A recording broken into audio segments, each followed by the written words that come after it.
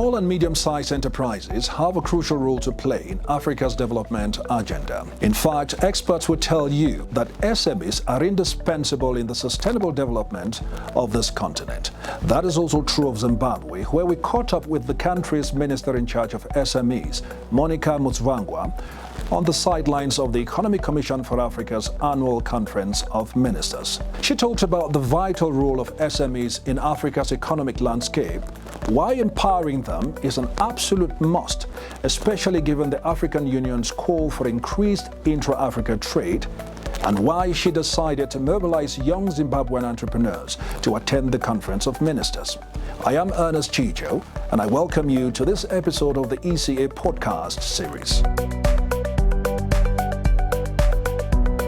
I'm in charge of making sure that we support SMEs, and in this country, SMEs are bringing more than 60% of GDP. So that means they are creating jobs. That means they are very important. They are the pulse of the economy. And so what you're discussing about here, the green energy, climate change, you know that the effects of climate change affects girls and women disproportionately. So we need to be able to invest in infrastructure for SMEs so that at least they can work and produce more in an environment which is good. And also, if we support them, then they will not be destroying environment, because we are all talking about, we can't do away with them. They are very critical. They are very important. We need infrastructure. We need digital skills. We need to train them, training them about the markets. As a ministry, we have a mandate, not just to fund them, not just to provide workspace, which we have not been able to do because of other priorities of our government. But yes, we understand the importance of workspace. All these SMEs, most of them, they are working from their homes. And you can imagine turning their home into a workspace, where home should be home, where mother and father should bring up wonderful children. So we would really want to provide workspace. Then when they produce the product, we also want intertrade between Africa. We have what is found in West Africa, let it find its way to Zimbabwe. What is found in Zimbabwe, let it find its way to West Africa. Africa Union calls for inclusive society. And we are saying we need to be dealing with gender-based violence. We need to empower our women. And you know, 51% here in Zimbabwe for SMEs, small and medium enterprises, are women. And they work hard. They bring food to the table. When you empower a woman, you've empowered the family. The other thing which I hope will come out of this conference is to really look at serious things like reducing hazardous way of cooking, which is happening in most of our rural areas. Our women are still using firewood for cooking, sometimes cow dung, and that is hazardous to the children, hazardous to herself. So this is something which we need more investment in renewable energy.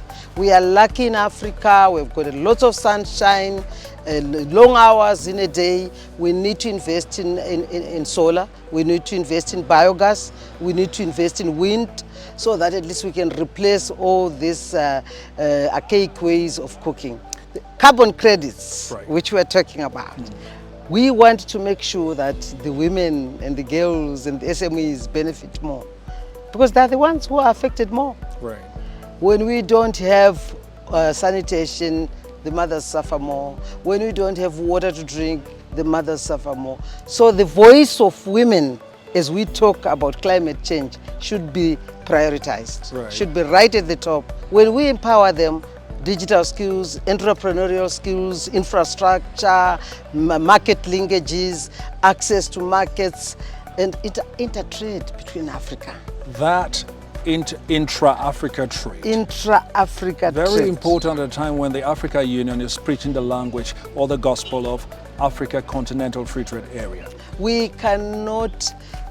need all of us to take advantage of that agreement. AFTA should provide our SMEs with a bigger market. I lived in China. I was a diplomat in China for many years. And I saw how they benefit from a bigger market, because China is like a continent. So as Africa, as a continent, if we are going to grow big and never allow anybody to look down upon us, and take advantage of the mineral resources we have, take advantage of the youth dividend, we certainly have to make sure that we allow free movement of goods between our countries and persons.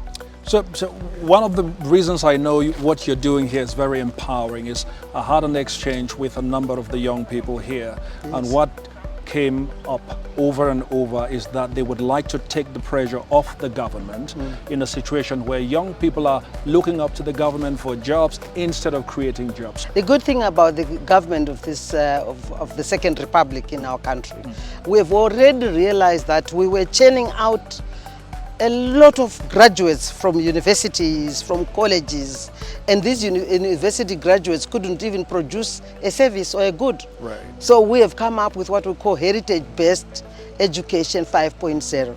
And this is about making sure that you don't look up to somebody to give you a job. As you go through university, be able to produce either a good or a service so that you can actually be an employer. So this will be very good, and you have seen in this country a lot of our people are SMEs. I mean, you can't really depend on one salary in this country. We have farmers, we have miners. You know, in this country, small and medium enterprises, miners, are bringing 60% of 40 tons of gold, which is produced in our country yearly.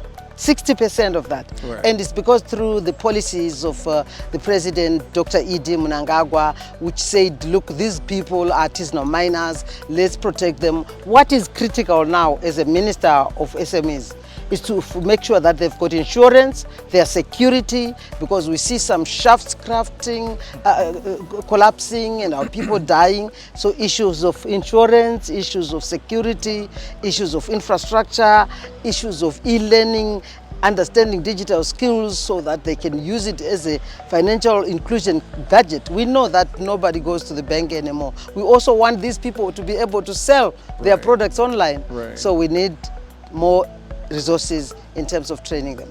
Thank you so very much indeed. Thank you. Really appreciate your time. Thank you. This makes you the Pan-Africanist you are. Thank you. You Yes. touch on all these substantive issues. Thank you you. very much. And Thank keep encouraging these young people. Thank you. Thank you Thank you very very much. Awesome. Okay, good.